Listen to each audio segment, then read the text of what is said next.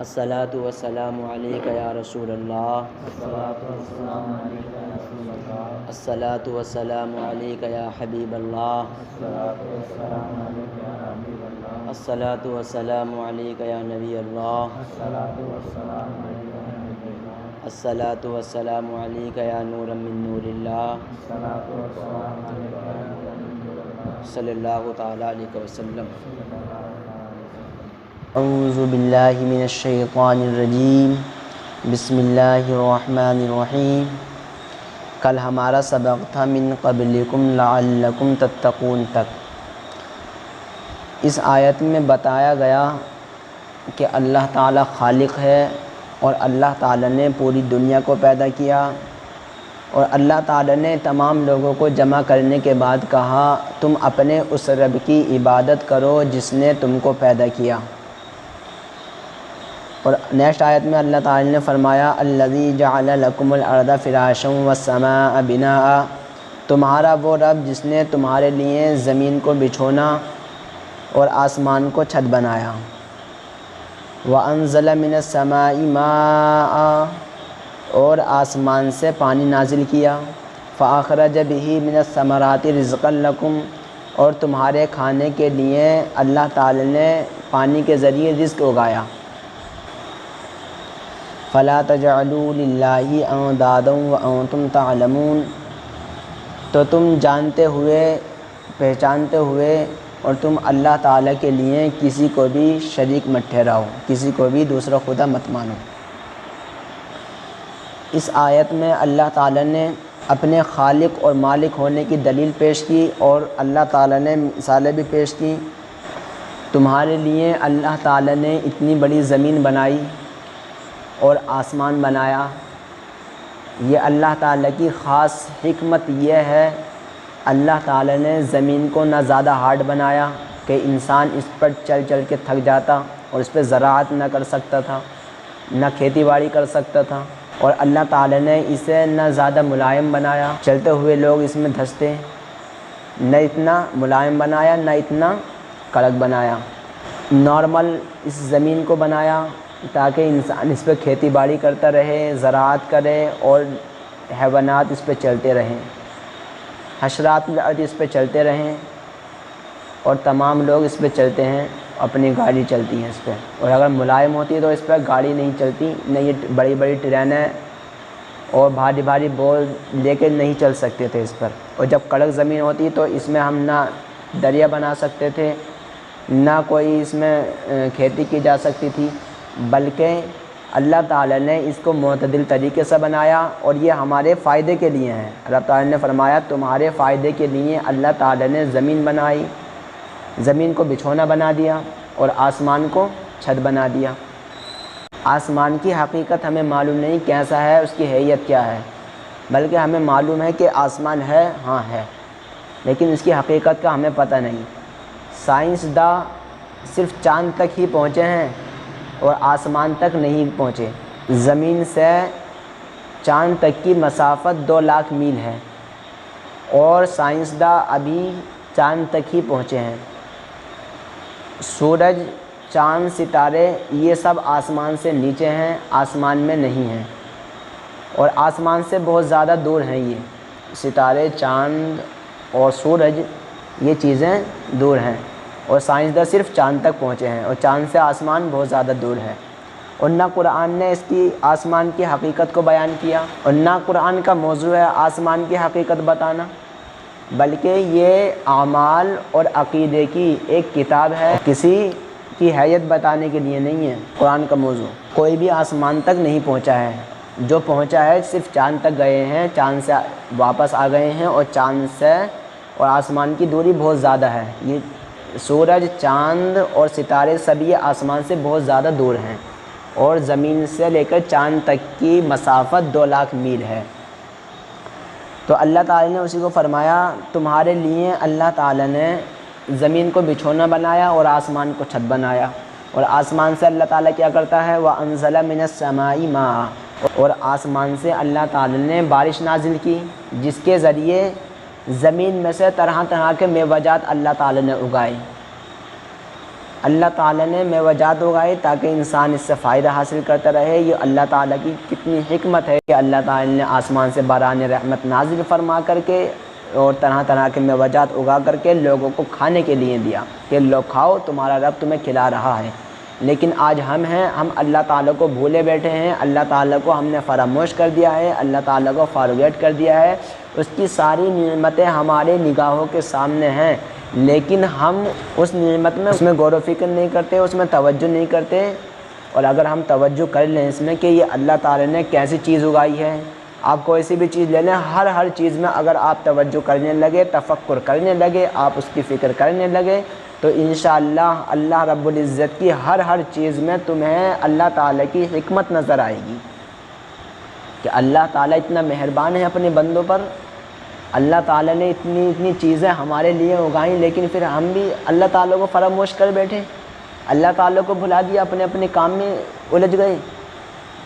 ہر کام دیکھ لو، اللہ تعالیٰ کی حکمت سے کوئی بھی خالی نہیں ہے، کوئی سے بھی لے لو، فروٹس وغیرہ لے لو، آپ ویجیٹیبلس لے لو، آپ کوئی بھی چیز لے لو، آپ ہر چیز میں اللہ تعالیٰ کی حکمت نظر آئے گی، اللہ تعالیٰ کی قدرت نظر آئے گی کہ اس میں اللہ تعالیٰ کی قدرت ہے۔ آپ دیکھتے نہیں، اللہ تعالیٰ پہلے جو فروٹس اللہ تعالیٰ اگاتا ہے ہمارے لیے، سب سے پہلے اللہ تعالیٰ پھول لے کر کے آتا ہے، اور پھول کتنا سارا ہوتا ہے، ہوا جھاڑ دیتی ہے اسے، اور اسی سے ایک پھل بنتا ہے۔ جب وہ پھل بنتا ہے ہم اسے کھاتے ہیں، اسے کھا کے اللہ تعالیٰ اس کے ذریعے ہمیں طاقت عطا فرما دیتا ہے۔ دیکھیے اللہ تعالیٰ کی کتنی خاص نعمت ہے یہ، لیکن ہم اس کو فراموش کر دیتے ہیں، اسی کو اپنے ذہن سے نکالے پھر رہے ہیں۔ اگر اس میں انسان تفکر کر لے، اللہ تعالیٰ کی ہر چیز میں قدرت نظر آئے گی اسے، اور تفکر کرنا بھی چاہیے انسانوں کو، ہر انسان کو اس میں تفکر کرے کہ اللہ تعالیٰ نے پیدا کی ہے، اور اللہ تعالیٰ کی اس میں حکمت دیکھیے، اس میں قدرت دیکھیے۔ کوئی بھی سائنسداں کوئی بھی ایسا فروٹس نہیں بنا سکتا، کوئی بھی ایسا غلہ نہیں اگا سکتا جیسے اللہ تعالیٰ آسمان سے بارش نازل کر کے اگاتا ہے، اور سب کھاتے ہیں اسے۔ فرمایا اللہ تعالیٰ نے وَأَنزَلَ مِنَ السَّمَاءِ مَاءً فَأَخْرَجَ بِهِ مِنَ الثَّمَرَاتِ رِزْقًا لَكُمْ، اور آسمان سے باران رحمت نازل فرما کر، یعنی بارش نازل کر کے زمین میں سے تمہارے کھانے کے لیے طرح طرح کے میوہ جات کو اگایا۔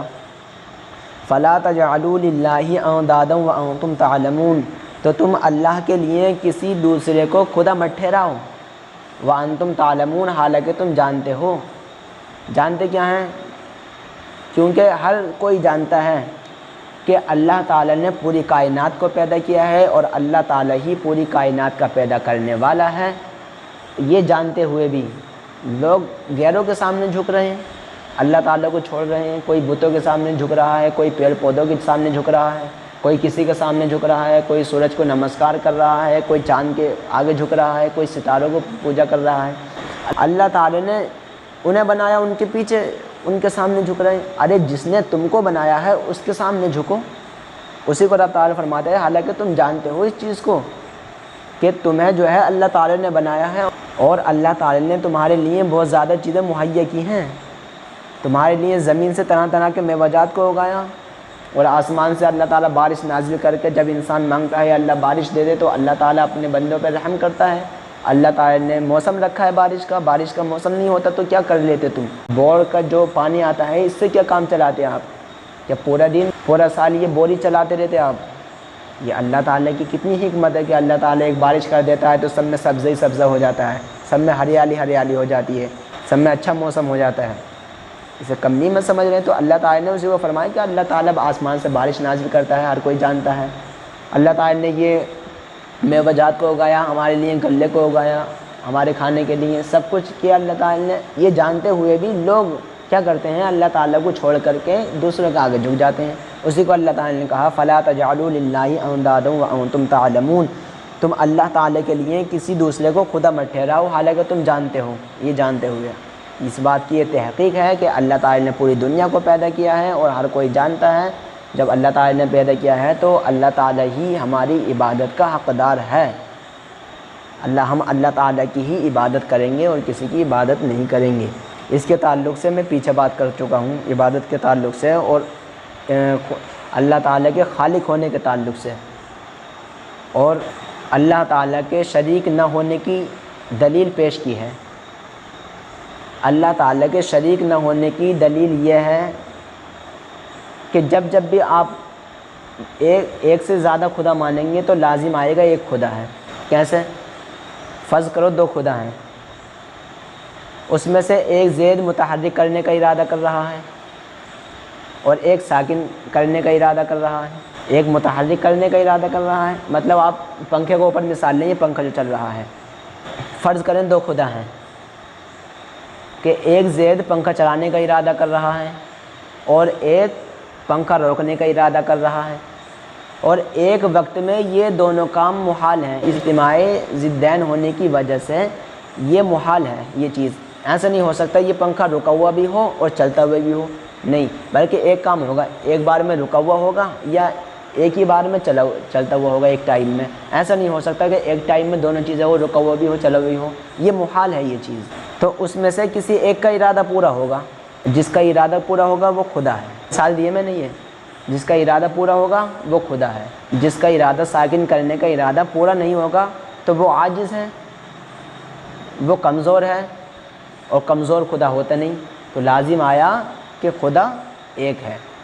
آپ یہاں پہ اعتراض کر سکتے ہیں کہ دونوں اتفاق کر لیں گے، دونوں متفق ہو جائیں گے، ایک دوسرے کے مخالف نہیں ہوں گے۔ اس کی تقریر یہ ہے کہ اس میں اختلاف تو ممکن ہے، اتفاق میں ممکن یہ ہے کہ دونوں ایک دوسرے کی موافقت کر لیں گے، دونوں ایک دوسرے کی موافقت کر لیں گے، اور جب دونوں ایک دوسرے کی موافقت کریں گے تو ایک تابع ہوگا اور ایک متبوع ہوگا، اور تابع خدا ہو نہیں سکتا۔ جب تابع خدا نہیں ہو سکتا تو لازم آیا خدا ایک ہے، تابع نہیں خدا ہو سکتا، وہ اتباع کرنے والا ہو جائے گا اور اتباع کرنے والا خدا نہیں ہو سکتا۔ فرض کیے تو دو خدا ہیں، لازم آیا خدا ایک ہے۔ اسی طریقے سے آپ جب بھی دو خدا فرض کریں گے لازم آئے گا ایک خدا ہے۔ تو رب تعالی نے اسی کو کہا ہے فَلَا تَجْعَلُوا لِلَّهِ أَنْدَادًا وَأَنْتُمْ تَعْلَمُونَ، اور تم اللہ کے لیے کسی دوسرے کو خدا مت بناؤ حالانکہ تم جانتے ہو۔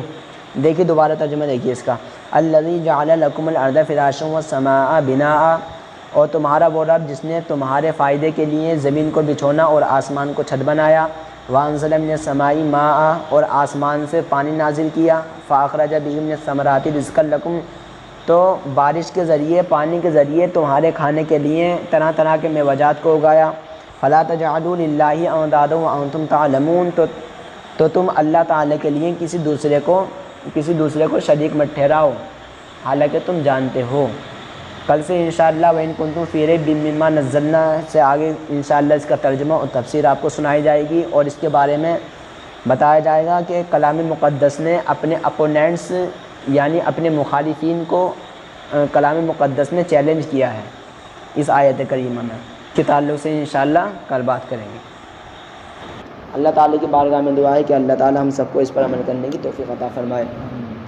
اللہ رب محمد صلی اللہ علیہ وسلم، نحن عباد محمد صلی اللہ علیہ وسلم، صلاۃ و سلام علیک یا رسول اللہ صلی اللہ تعالیٰ علیہ وسلم۔